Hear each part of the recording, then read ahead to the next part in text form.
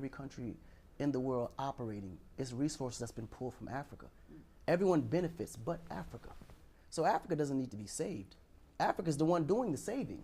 Akon, you've said, if I could have my way, Africa would be the United States of Africa with just one leader. Of course, Marcus Garvey wrote a poem about this, Bob Marley sung about this, Muammar Gaddafi, the Libyan leader, poured his wealth into this idea of a United States of Africa.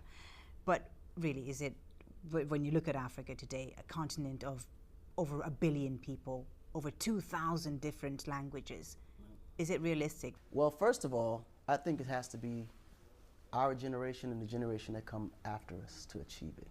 I don't think this generation would ever be able to achieve it because there's too much history and it's too much built up into where it started today. It has to be set from a generation that's clear from the history, clear from conflict, and see it, the world in the way that we see it. The only way Africa can evolve in that way is that we have to be united. There has to be a united Africa. It has to be one Africa. It can't be so many countries with so many leaders, so many opinions. You know, all those countries, I think, should be broken down into basically states.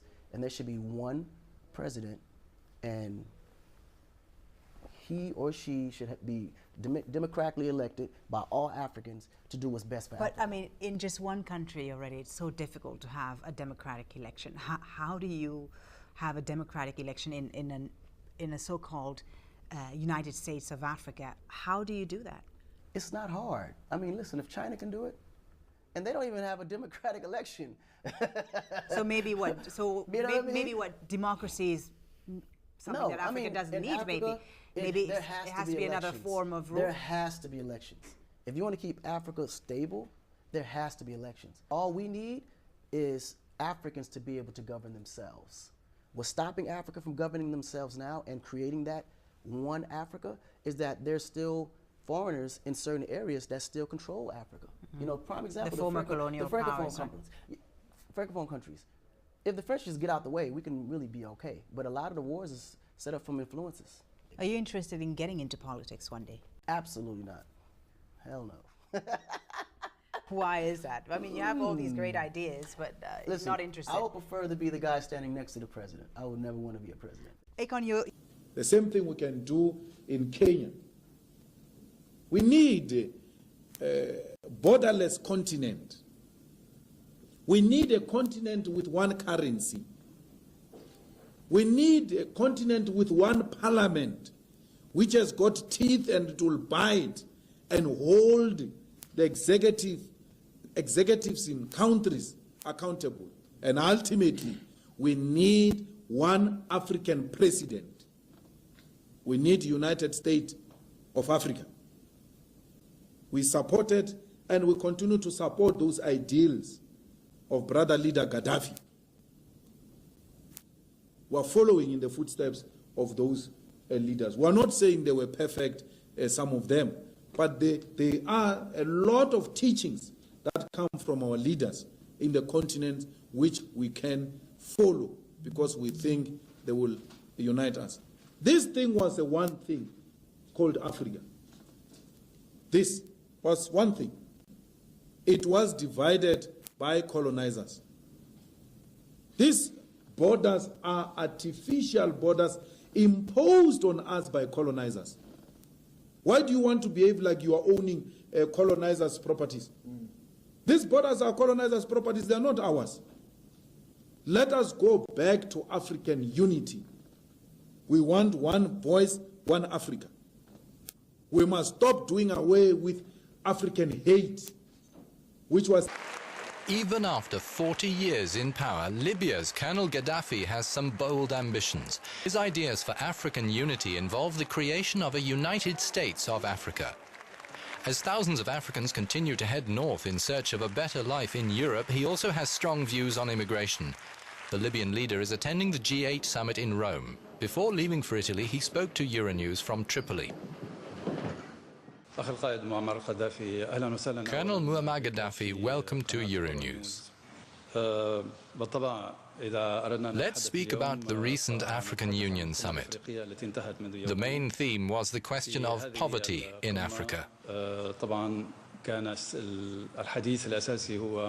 going to Italy for the G8 summit, and it's the first time that an African and Arab leader has taken part in such an event. What message would you like to deliver to world leaders?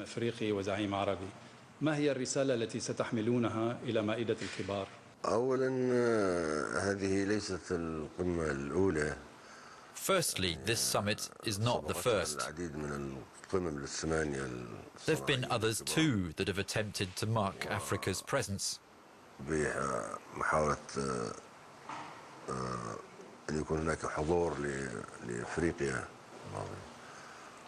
Several declarations and recommendations concerning the African continent have come out of previous G8 summits, but unfortunately they were only declarations.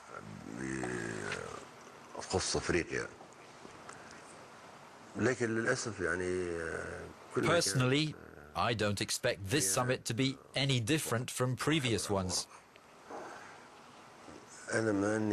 I hope it will be, but I don't believe it.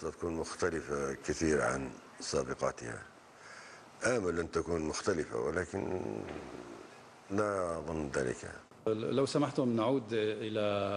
me to speak of Italy. You went there recently, and you received a formal welcome from the Italian authorities, including the Prime Minister Silvio Berlusconi. Can we say that a corner has been turned and that a new era of openness has begun between Libya and Italy?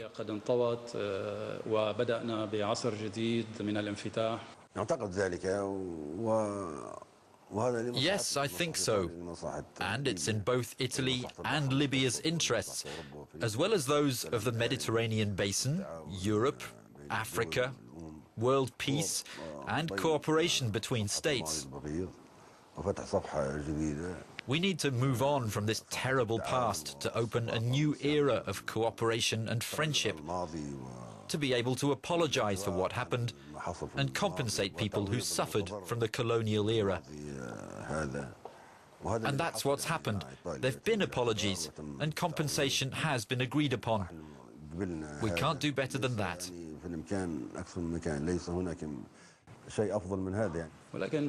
But we noticed from your visit to Italy that you had attached to your lapel the photo of Omar al-Mokhtar, the Libyan national who was executed by Italian colonial authorities.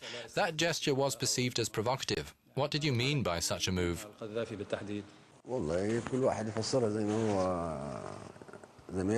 That's for people to interpret as they wish. Movement of goods. Within the SADC and the SADC protocols, there ought to be free movement. And a country such as Namibia, with a population of no more than 3 million, if no more than 3 million at the very best, how can you realize your potential within intra-African trade? It is through SADC.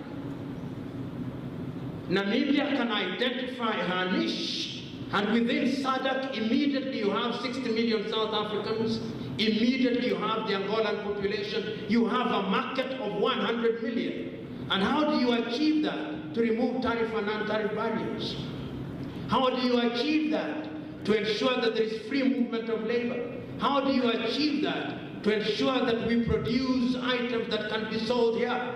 You are selling beef to Europe, and the Europeans will ensure that before you sell your beef, they want to know when that cow was born. We now have birthdays for cows. They want to know the anniversaries when the cow was inoculated. In other words, from the cradle to the plate, they want to know the history of your cow. That cow could very well be sold to Malawi. I'm not saying you compromise standards, but I'm simply saying that you have a market here which is unexplored. I'm saying that there are many things that can be done. And if we can achieve intra-African trade even up to a level of 40%, then we would begin to have what one would call hard African currencies. Look at a country within your region such as Swaziland. And I said this before. In my own view, those who are in government should ask themselves, when they are negotiating with a country like China with a population of 1.2 billion, do you think that Swaziland can meaningfully enter into a bilateral relationship with China? It's a joke. It's a joke, with due respect. Why do I say it's a joke? Because you have a population of 1 million, the purchasing population is possibly not more than 1/3. You don't mean anything to China. But if you negotiate the bilateral within the context of SADC, then it begins to make sense. If you begin to negotiate the bilateral, if you are Benin in West Africa and you are negotiating with the European Union, negotiate the bilateral within ECOWAS, then you are protected by ECOWAS.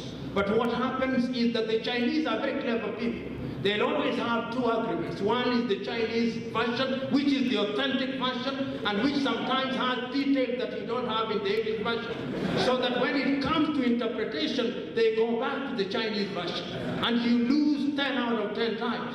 I know the Chinese were building in Kenya one of the roads, and they have this thing, and you know the Chinese are clever. They come with the money, so you can't refuse. They come with the money, they say, they design, they say, no, we design as we build. And when you are designing as you build it, you start with 20 billion, by the time you are finished, it's 40 billion. In other words, we must recognize that which is in our best interest.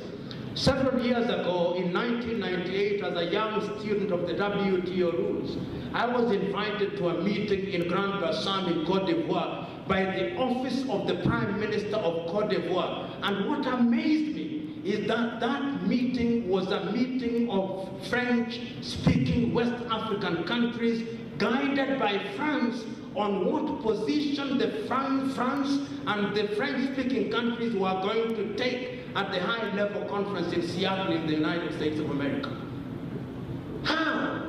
It means, therefore, and when you go there, you find the Japanese have a delegation of 200 people, with 10 of them in agricultural subsidy on tomatoes and onions and rice, and Africa has a delegation of 5. 3 of whom have no idea what the WTO is. And we have a duty in our institutions of higher learning to also create a generation of Africans and Namibians who are not looking for employment, they are creating employment. And it can be done. Let us create employment. What are you doing? And I'm running myself, we are launching an African program where I'm telling young Africans, go home and create employment for 5 others. Go home so that when the government is talking, you are also contributing.